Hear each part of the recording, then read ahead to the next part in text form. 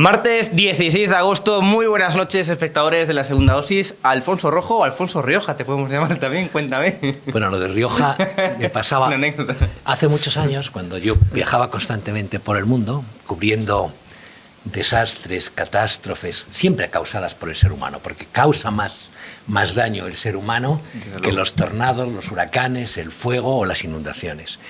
Y saltaba de país en país, pues vivía un mundo muy internacional y a mí me hacía gracia.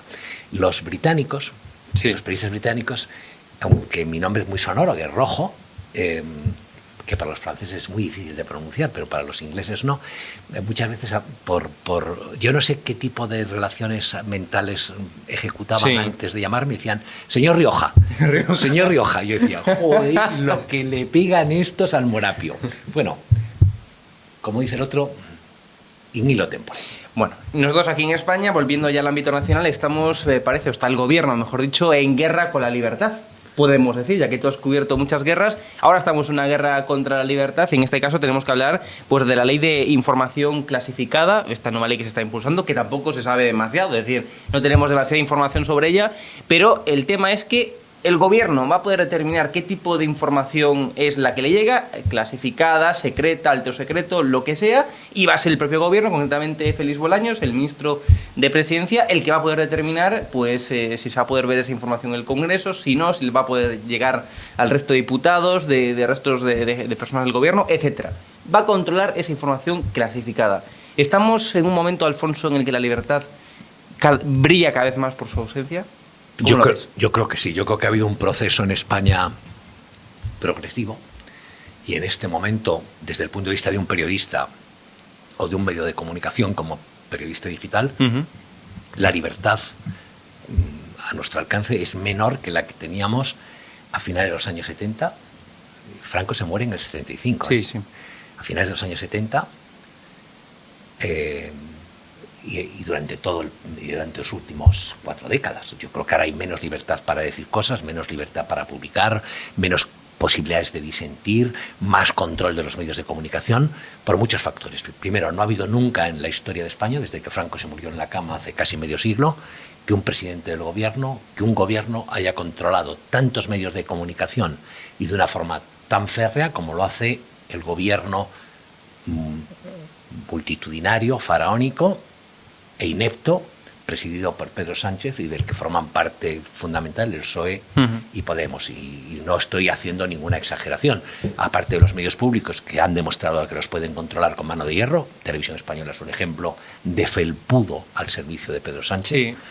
Pues me consta, por cierto, que los trabajadores de Televisión Española están preocupados por las bajas cuotas de audiencia que están cosechando. Es decir, Televisión Española, tenemos que visitar nosotros de Televisión Española las cosas como son. Sí, es decir, las cosas como son. Pero 50.000 millones más que nosotros tiene Televisión Española. Entonces, ese es el tema. Y claro, y eso es preocupante. Bueno, en el caso de Televisión Española también es progresivo. Pero están encantados porque han colocado en los puestos clave a los que les hicieron favores en su momento, porque en eso lo hace muy bien el PSOE, han podemizado la cadena y ese tipo de información. Hay un ejemplo muy reciente, cuando en el informativo en el que hablaban de los ERES de Andalucía, en ningún momento se dice en toda la palabra PSOE. Y oiga, tú no puedes separar la estafa de los ERES de Andalucía del PSOE en Andalucía. Conforme tampoco se separó lo de Bárcenas con el Partido Popular o conforme tampoco se separó lo de Gürtel con el Partido Popular. Mucho más importante. Y cuando ves el tipo de información que hacen, que yo la tengo que ver porque el más pequeño de mis hijos para la universidad tiene que ir enterado y a veces me lo cascan ese telediario infame. No contaremos quién era clase. ¿Quién era clase? También, madre mía.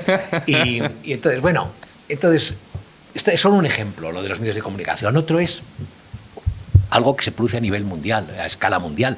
Hay la tiranía de lo políticamente correcto, es decir, de la ausencia de debate, de la imposición de criterios, es decir, porque sí, eso es otro de los factores. Otro factor es la voluntad que tiene este gobierno y los que lo forman. Y tú has hablado de esta ley de secretos oficiales, pero previo a esta ley hay otra que es la de memoria histórica, que yo he repetido muchas veces, que va a permitirles a los gobernantes, a los que estén en el poder, aplicarnos a gente como nosotros, a medios como nosotros, que no compartimos las tesis oficiales, multas, sanciones, si no contamos la verdad que ellos creen que hay que contar.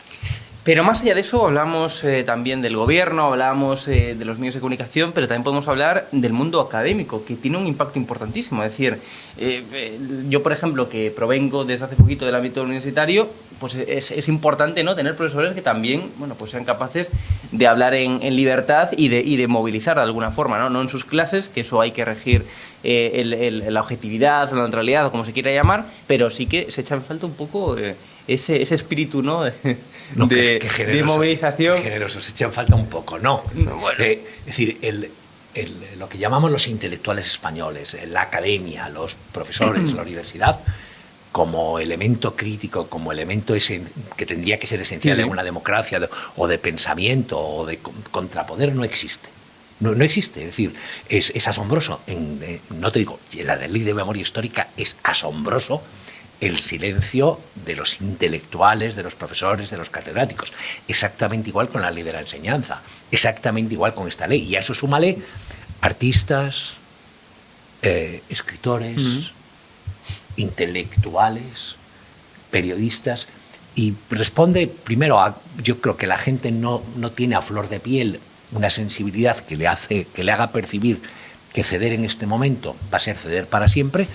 Y segundo, que la gente, como tú has dicho, y eso sí que estoy de acuerdo contigo, se acomoda. Es decir, es mucho más rentable ponerse en pompa, a cuatro patas, y se acabó, creo yo.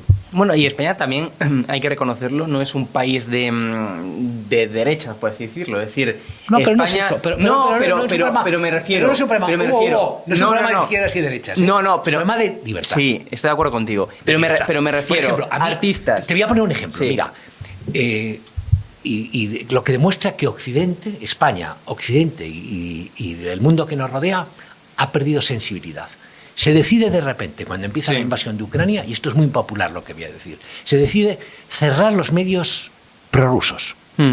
Y las Google, YouTube, todos estos cierran los canales. Hombre, porque era propaganda del gobierno de Putin. Era propaganda de Putin. O sea, RT se convirtió en el aparato de propaganda de Putin. Eso no puede ser un argumento. Claro, porque ese argumento es el que cualquiera que disienta pueda ser cerrado. Es decir, si nosotros criticamos, y debemos criticar, a alguien como Putin, porque puede mandar a la cárcel o expulsar del trabajo alguien que se manifiesta crítico con la invasión de Ucrania. 20.000 personas encarceladas por manifestarse contra la guerra. Por la misma razón, si a nosotros nos parece eso atroz, nos tiene que parecer atroz que en Occidente se decida de repente que si eres ruso no puedes jugar al tenis en Wimbledon. ¿Qué coño tiene que ver? Eso sí, está de acuerdo. ¿Qué coño tiene? Y lo aceptamos mansamente. Que si tienes un medio que es prorruso y da la versión rusa de los acontecimientos... Pero que no es que dé la versión, da la versión que lo obliga a dar Putin, que es diferente. Da la versión rusa. No es que lo dé libertad. No, de hecho... Es que yo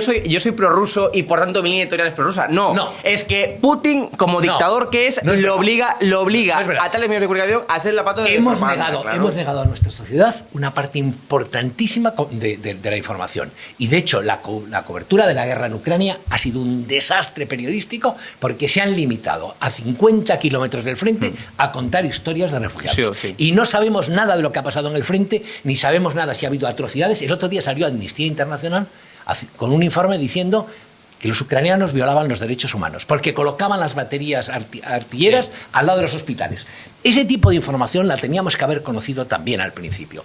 Te he puesto este ejemplo. Es decir, hemos aceptado como bueno que de repente al Bolshoi, que es un ballet, se le prohíba, por ser ruso, se le prohíba actuar en Venecia. Pero no me compares medios de comunicación al servicio de Putin y con jugadores de tenis y con bailarines. Es todo un conglomerado. Y todo es aceptado sin rechistar. Hemos aceptado que nos corten fuentes de información. ¿Yo por qué no tengo que conocer la versión rusa de los acontecimientos? La tengo que conocer. Está manipulada. ¿Y tú te crees que el lado ucraniano no está manipulado? No, yo creo que Zelensky no condiciona. ¿Cómo que no condiciona? Influencia de New York Times, no influencia de Guardian, no influencia El País, no influencia El Mundo. Yo cubrí no creo que Zelensky y sus garras lleguen hasta el New York Times. Yo cubrí la guerra en Yugoslavia y el hecho de que la cubriéramos desde dentro de Sarajevo condicionaba nuestra información y hacía que nuestra información fuera antiserbia. Y cuando la OTAN decide, con Solana al mando, decide bombardear Serbia de una forma atroz, y mata a 30 trabajadores en la televisión, silencio absoluto de Occidente, porque nosotros estábamos del otro lado. Al margen de eso, es que hay muchas más cosas. Es decir, yo te he dicho un ejemplo de lo manso que somos. Está después cómo nos han impuesto la tiranía de lo políticamente correcto. Hay temas que nosotros en esta tertulia no nos atrevemos a tocar, y palabras que nunca usamos. Por culpa de... Hay palabras, ya no te digo temas, hay palabras que no son ni blasfemas, ni tienen 4 letras, ni son malsonantes, simplemente referidas a problemas que tiene la humanidad. Y no las usamos porque sabemos que automáticamente puede haber un strike de YouTube. Puede haber un strike de YouTube o de Google. Palabras. Sí. Es decir, eso es verdad. Es decir, es que no podemos ni hablarlo. Es decir, hay 2 o 3 palabras, una de 7 letras, una de 7 letras y otra de 5, que es que no las podemos ni usar. Ya las diré al que me llame. Entonces, vivimos en una sociedad, al margen de esto, eso es el panorama general, al margen de esto, en el caso español, ha habido progresivamente, por parte de los medios de comunicación, un abandono de su papel crítico, de su condición de cuarto poder, de su condición de contrapeso del Ejecutivo. Y se ha dado como bueno pues el ponerse al servicio de. En el caso concreto del que hablabas tú al principio, que es la ley de secretos oficiales, o la ley de memoria histórica, o la ley de educación, porque todo se va sumando, es llamativo el silencio de la prensa. Yo hasta hace unos días no he visto de prensa ni se manifiestan. Se manifiestan si tú eres un periodista de La Sexta o de un periódico izquierdista y Espinosa de los Monteros o Abascal te dice una gracia. O te pega un corte. ¡Ah, qué horror! Le ha pegado un corte. Ya llevas de la mía, déjame a callar. No, le ha pegado un corte a Abascal. Vamos, lo voy a decir. Sabes que Vox tampoco es el adalid de relaciones con periodistas y con medios de comunicación. No confundas. Vamos, no confundas. Estamos hablando de las asociaciones de la prensa. Sí. Solamente se movilizarían, y se han movilizado hasta ahora, si alguien de Vox le da una voz a un periodista. ¡Ay, qué horror! A un periodista y no sé qué. Jamás lo harían en el sentido contrario. Y por fin ahora parece que la FAPE le ha visto las orejas al lobo. En la FAPE hay veteranos periodistas y por fin se han dado cuenta de que por el camino que vamos, pues nos vamos a arrepentir. Yo me siento ahora menos libre de lo que me sentía antes, de lo que me sentía en los años 70, en los años 80, en los años 90 y las 2 décadas pasadas. Y no me afectaba mucho a mí, cierto, a mí nunca me ha afectado la censura, porque cuando haces información internacional da igual. A los españoles les importa un comino la información internacional, al poder político también. Bueno, también hice de información política luego. Sí, pero aquí entrabas en un conflicto, o podías entrar si informabas de un concejal. Sí. Vivías en el mismo pueblo y te empezaba a perseguir. Pero aquí a poner a parir al rey y notas cómo nos vamos. Y la censura abarca más cosas. Tenemos el Islam como censor. Es decir, tú no puedes ya decir nada del Islam que puedas considerarse molesto por los fanáticos islámicos. Y es increíble, es que no te atreves a hacerlo. Es increíble porque va en contra de la moralidad, de los valores, etcétera, que propugna en muchos casos la izquierda. Es decir, el feminismo, el Islam, o mejor dicho, no el Islam como concepto general, sino aquellos que practican un Islam más férreo no son feministas. O sea, van en contra de todo lo que propugna la izquierda en tanto en cuanto al feminismo. Y sin embargo, pues aquellos que criticamos eso es que somos anti-islamistas, ya no sé qué término usa. Es increíble. Se reproduce, sin la exageración que tuvo, el comportamiento de la izquierda con el comunismo y el estalinismo. Durante décadas y décadas se consideró justificado cualquier cosa que hicieron. El corresponsal del New York Times, que recibió incluso un premio Pulitzer por ello, desde Moscú, decía que la hambruna en Ucrania era un invento y no existía, y murieron 4 millones de personas. Las mataron de hambre, se comieron unos a otros. Y él lo hacía y encima le dieron un premio Pulitzer. Pues eso era lo más exagerado que yo he visto. Sí. Pero en la actualidad existe exactamente igual. Es decir, tú sacas, mañana vas a una tertulia, te llaman de La Sexta Noche, y se te ocurre sacar Venezuela y las vinculaciones de Podemos con Venezuela y dices, venga, hombre, ¿qué sacas otra vez? Qué pesado. Bueno, pero a ti te sacarán al día siguiente. Es un medio, mira, el General Mola. El General Mola. La Sexta es un medio privado, Antena 3 o 3 millas. No, aunque sea privado. Y en cada uno, y en los medios privados pueden poner la línea editorial que les venga en gana. Eso es las cosas pero es una empresa privada. Es lo que como aquí nosotros tenemos nuestra línea editorial, el país tiene otra y a veces tiene otra. Tu obligación como periodista, tu obligación como persona, tu obligación como pensador es no plegarte. Sí. No. Y aquellos que se han atrevido y se van a atrever a decir no, pasarán a la historia como héroes y los otros como pringaos. Alfonso Rojo, director de Ambiente Digital, un placer. El placer es mío.